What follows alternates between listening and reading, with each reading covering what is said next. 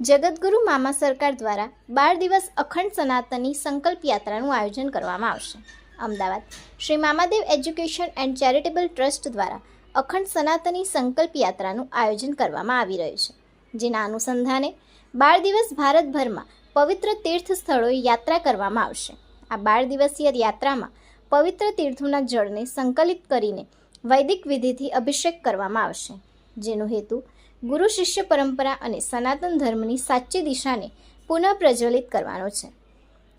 અખંડ સનાતન જનજાગૃતિ યાત્રા પર પરમ પૂજ્ય શ્રી શ્રી 1008 પરિવ્રાજકાચાર્ય શ્રોત્રિય બ્રહ્મનિષ્ઠ જગતગુરુ સ્વામી વીરભદ્રાનંદ ગિરી મહારાજ અનંત શ્રી વિભૂષિત પૂજ્યપાદ મામા સરકારના દિવ્ય સંકલ્પથી એક આધ્યાત્મિક મહાયજ્ઞ છે।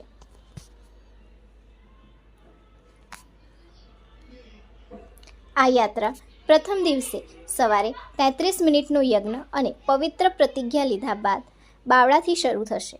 જે બિંદુ સરોવર ખાતે પહોંચશે અને હર હર મહાદેવ,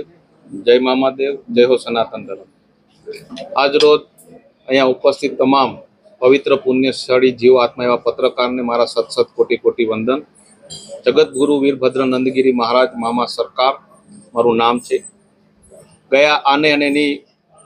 ગયા જે હનુમાન જયંતિનો દિવસ હતો ત્યારે મને હરિદ્વારની અંદર દીક્ષા આપવામાં આવી અને ત્યારબાદ આ હનુમાન જયંતિના દિવસ સુધી મેં એક પારદર્શકતા હેતુથી કોઈ પણ મીડિયા સામું કે કોઈ પણ ચેનલ સામું રજૂઆત મારી કોઈ કરી નહોતી, પણ હવે મારે એક અખંડ સનાતન જન જાગૃત યાત્રા એક સંકલ્પ સાથે આજે ગુજરાતની અંદર અમદાવાદથી એક બાવળા જે સ્થાન છે મારું, જ્યાં આશ્રમ છે, ત્યાંથી શરૂઆત કરી અને ઓમ પર્વત સુધી મારે આ યાત્રા લઈ જવાની છે। ઓમ પર્વત પર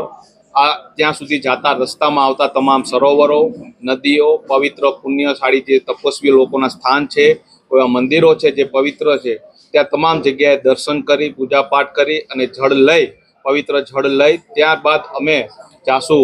પાર્વતી સરોવર જે આદિ કૈલાસ પર્વત પાસે છે, ત્યાં પૂજાપાઠ તપ સાધના કરી અને ત્યાંથી જળ લઈ અને ત્યારબાદ વળી અને ફરીથી પાછા જ્યારે અમદાવાદ બાવળા